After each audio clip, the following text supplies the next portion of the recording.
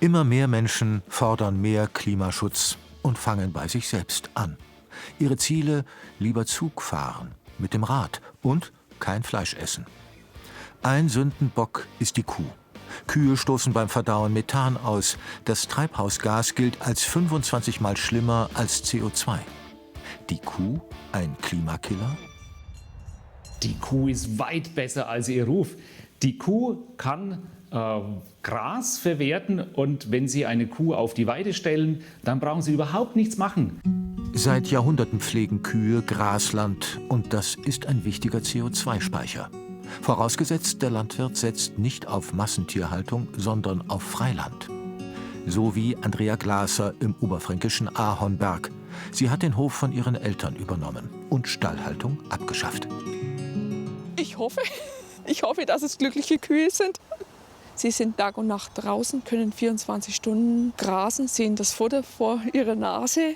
Ich habe Kräuterwiesen, können zwischen verschiedenen Gräsern auswählen, sich das Futter selber suchen. Ab und zu gibt's altes Brot. In der Regel bekommen ihre Kühe nur Gras und Kräuter und stoßen so auch weniger Methan aus. Ich möchte meine eigenen Sachen essen und ich möchte den Tieren auch ein schönes Leben ermöglichen, bevor es dann für uns sterben muss. Ihre Rinder leben in einem Wasserschutzgebiet, ohne Spritzmittel und ohne Kunstdünger. Also die Kuh dient dem Klima ganz toll, ganz einfach deshalb, weil sie Gras frisst, es in Dünger überführt, also in Düngemittel überführt. Diese Wirtschaftsdünger kommen als Pflanzennährstoffe zurück und dort wachsen Pflanzen und sie binden wieder CO2, Phosphor, Stickstoff. Und die Kuh hält diesen Kreislauf am Laufen. Die Kuh dient also dem Ökosystem. Sie hält die Wiese am Wachsen und pflegt den CO2-Speicher Grasland.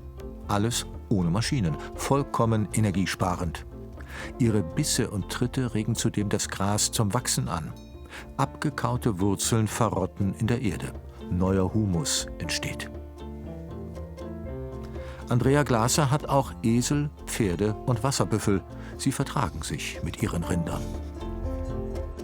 Diese Form des Umgangs mit den Rindern, mit der Natur, hat hier auch den Segen des Bund Naturschutz. Dessen Hofer-Vorsitzender hat das Konzept weiterentwickelt. Im Bund Naturschutz geht es um das Grünland als wirklich ein Hotspot der Biodiversität mit einer hohen Artenvielfalt. Und die Kuh brauchen wir, um das dauerhaft zu erhalten.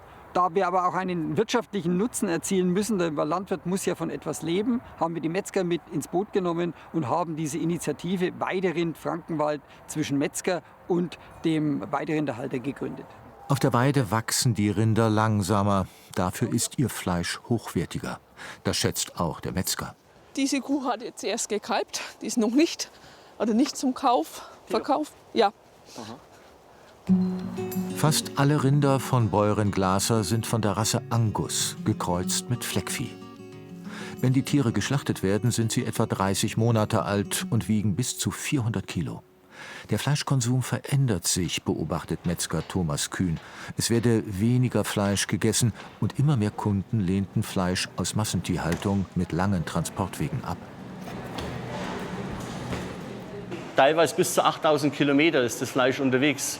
Bei uns bekommen wir das Fleisch um die Ecke. Der Landwirt ist um die Ecke, der Metzger ist um die Ecke. Kurze Wege. Hiermit schalten wir schon mal den Klimaschutz komplett in die richtige Richtung. Dass Kühe viel besser sind als ihr Ruf, zeigt sich an den Tieren von Bäuerin Glaser. Nicht die Kuh ist ein Klimakiller, sondern der Mensch, wenn er sie falsch hält.